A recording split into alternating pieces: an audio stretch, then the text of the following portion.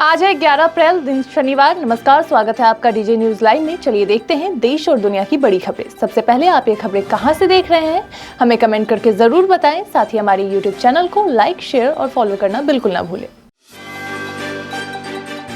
असम के श्रीभूमि जिले में एक पोलिंग बूथ पर आज दोबारा वोटिंग हो रही है, जहां बीजेपी और कांग्रेस समर्थकों के बीच झड़प के बाद चुनाव रद्द करना पड़ा था। सुबह 7 बजे से वोटिंग शुरू हो चुकी है, जो शाम 5 बजे तक जारी रहेगी। यहां 14 उम्मीदवार मैदान में हैं। वहीं पश्चिम बंगाल में प्रधानमंत्री ने आज 3 बड़ी रैलियां की, जहां पीएम ने पिछले साल मुर्शिदाबाद हिंसे में मारे गए चंदन दास के परिवार से मुलाकात भी की। वहीं वोटर लिस्ट फ्रीज होने और लाखों नाम हटाए जाने को लेकर विपक्ष हमलावर है, जिससे सियासी तनाव और बढ़ गया है। वहीं एआईएमआईएम ने भी एक वायरल वीडियो के बाद एजेयूपी से गठबंधन तोड़ दिया है, जिससे चुनावी समीकरण बदलते दिख रहे हैं।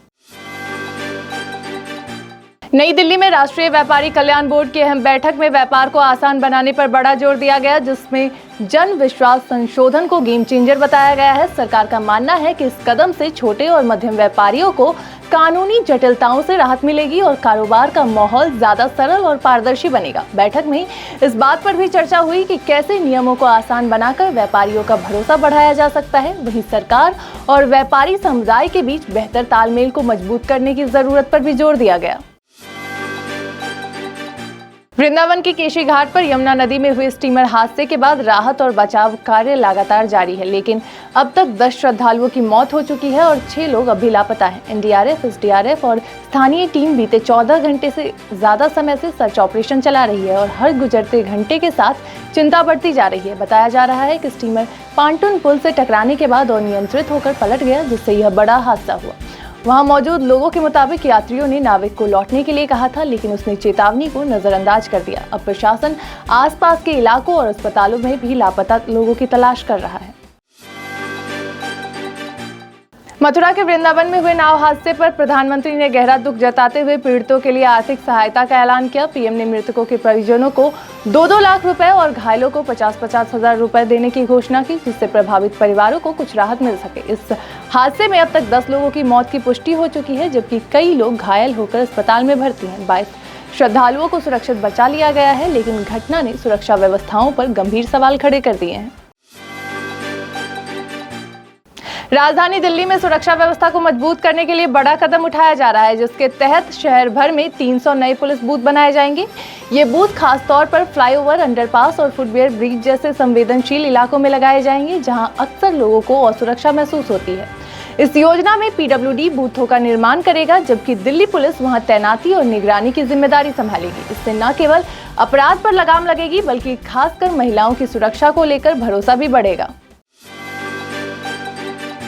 कांग्रेस वर्किंग कमेटी की बैठक में मोदी सरकार की विदेश नीति को लेकर तीखा हमला बोला गया, जिसमें कहा गया कि कूटनीतिक विफलताओं से पाकिस्तान को अंतर्राष्ट्रीय मंच पर बढ़त मिली है। कांग्रेस ने आरोप लगाया कि सरकार की नीतियों ने पड़ोसी देशों के साथ भारत के रिश्तों को कमजोर किया है। पश्चिम एशिया संकट को लेकर भी सरकार की भूमिका पर सवाल उठाए गए और इसे और दूरदर्शी बताया गया। पार्टी ने कहा कि कूटनीति और चुनावी राजनीति को मिलाना देश के लिए खतरनाक हो सकता है।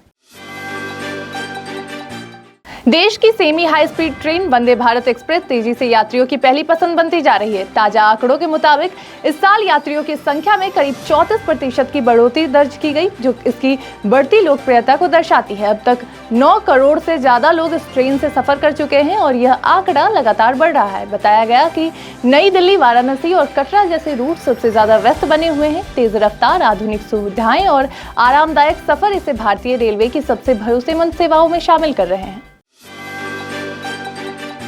सरकार ने वस्त्र उद्योग को बढ़ावा देने के लिए बड़ा फैसला लेते हुए पीएलआई योजना के तहत 52 नए प्रस्तावों को मंजूरी दे दी है। इन प्रस्तावों के जरिए करीब 6700 करोड़ रुपए के निवेश और 21,000 करोड़ रुपए के टर्नओवर की उम्मीद जताई जा रही है। इसमें एमएमएफ, परिधान, फैब्रिक और टेक्निकल टेक्सटाइल जैसे कई सेगमेंट शामिल हैं, जिससे पूरे सेक्टर को मजबूती मिलेगी। सरकार का मानना है कि इससे न केवल उत्पादन बढ़ेगा, बल्कि निर्यात और रोजगार के अवसर भी बढ़ेंगे। मध्य प्रदेश के ओमकारेश्वर में नर्मदा नदी में बड़ा हादसा होते होते टल गया जब एक नाव चट्टान से टकराकर पलट गई। नाव में सवार 10 श्रद्धालु नदी में गिर गए, जिससे मौके पर अफरा तफरी मच गई। हालांकि स्थानीय लोगों और रेस्क्यू टीम की तेजी से श्रद्धालुओं को सुरक्षित बाहर निकाल लिया गया। वहीं 2 लोगों की हालत गंभीर बताई गई, जिन्हें तुरंत अस्पताल में भर्ती कराया गया। शुरुआती जाँच में सामने आया है कि कम जलस्तर और पानी में छिपी चट्टानों की वजह से हादसा हुई है। मणिपुर के उखरूल जिले में पेट्रोलिंग ड्यूटी पर तैनात बीएसएफ के एक जवान की गोली मारकर हत्या कर दी गई। जवान मिथुन मंडल को गोली लगने के बाद अस्पताल ले जाया गया, लेकिन इलाज के दौरान उनकी मौत हो गई। यह हमला ऐसे समय में हुआ जब इलाके में फरवरी से जातीय हिंसा का माहौल बना हुआ है। सुरक्षा बलों ने इलाके में सर्च ऑपरेशन तेज कर दिया है और हमलावरों की तलाश जारी है। मुख्यमंत्री ने इस घटना की कड़ी निंदा करते हुए कहा कि दोषियों को जल्द पकड़कर सख्त कार्रवाई की जाएगी। मुंबई के मीरा भाईंदर इलाके में देर रात झुग्गियों में लगी भीषण आग ने बड़ा नुकसान पहुंचाया, जिसमें 3 लोगों की दर्दनाक मौत हो गई। आग इतनी तेजी से फैली कि कई गैस सिलेंडर में धमाके हुए और पूरे इलाके में अफरा तफरी मच गई। दमकल विभाग और पुलिस की टीम ने मौके पर पहुंचकर घंटों की मशक्कत के बाद आग पर काबू पाया। वहीं प्रारंभिक जांच में शॉर्ट सर्किट को आग लगने की वजह बताया जा रहा है। इस घटना के बाद इलाके में दहशत का माहौल बन गया है और अब प्रशासन नुकसान का आकलन कर रहा है। हैदराबाद से एक बेहद चौंकाने वाला मामला सामने आया, जहां एक युवती ने आत्महत्या कर ली। पुलिस के मुताबिक युवती को उसके प्रेमी ने शादी से इनकार करने पर जबरन HIV संक्रमित इंजेक्शन लगा दिया था। इस घटना के बाद युवती गहरे मानसिक तनाव में थी और लगातार डर और सामाजिक दबाव झेल रही थी। वहीं आरोपी को पहले ही गिरफ्तार कर न्यायिक हिरासत में भेजा जा चुका है। पुलिस का मानना है कि मानसिक आघात और डर ने युवती को यह खौफनाक कदम उठाने पर मजबूर किया। उत्तर प्रदेश के गोरखपुर में एक युवती ने प्रेम विवाह न होने से नाराज होकर थाने में ही जहर पी लिया। युवती अपने प्रेमी से शादी करना चाहती थी, लेकिन परिवार ने उसकी शादी कहीं और तय कर दी थी। थाने में परिजनों के साथ बहस के दौरान उसने अचानक कीटनाशक पी लिया, जिसके बाद वहां हड़कंप मच गया और पुलिस उसे तुरंत अस्पताल ले गए, जहां उसका इलाज जारी है। अब इस मामले में पुलिस ने युवती और उसके परिजनों के बयान दर्ज कर आगे की कार्रवाई शुरू कर दी है। पाकिस्तान की पंजाब असेंबली में प्रधानमंत्री शहबाज शरीफ को नोबेल शांति पुरस्कार देने का प्रस्ताव पेश किया गया है, जहां दावा किया गया कि उनकी पहल से अमेरिका और ईरान के बीच सीजफायर संभव हो पाया। प्रस्ताव में सेना प्रमुख और विदेश मंत्री का भी नाम शामिल करने की बात कही गई। हालांकि इसको लेकर सोशल मीडिया पर कई सवाल उठ रहे हैं और इसे राजनीतिक कदम बताया जा रहा है। अब इस पूरे मुद्दे ने पाकिस्तान की आंतरिक और अंतर्राष्ट्रीय राजनीति को फिर से चर्चा में ला दिया है। रणवीर सिंह की फिल्म धुरंधर 2 जहां पहले से बॉक्स ऑफिस पर छाई हुई है, वहीं नई फिल्म डकैत ने एंट्री के साथ ही मुकाबला खड़ा कर दिया है।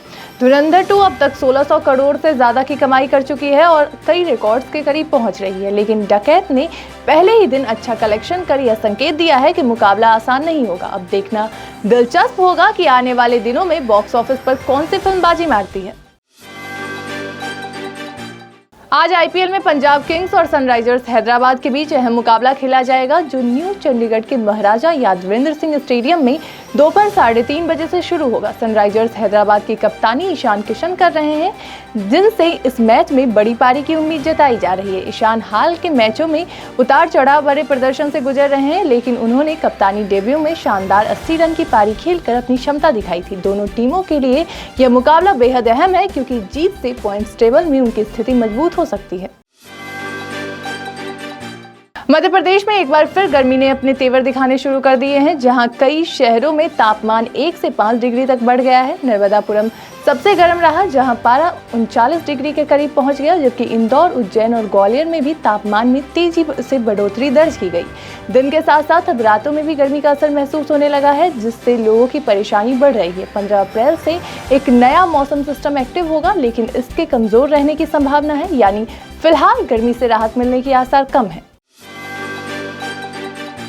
तो ये थी आज की फटाफट बड़ी खबरें। अगर आपको ये न्यूज़ पसंद आई हो तो वीडियो को लाइक और शेयर जरूर करें, साथ ही बेल आइकन को प्रेस करना बिल्कुल ना भूलें। धन्यवाद।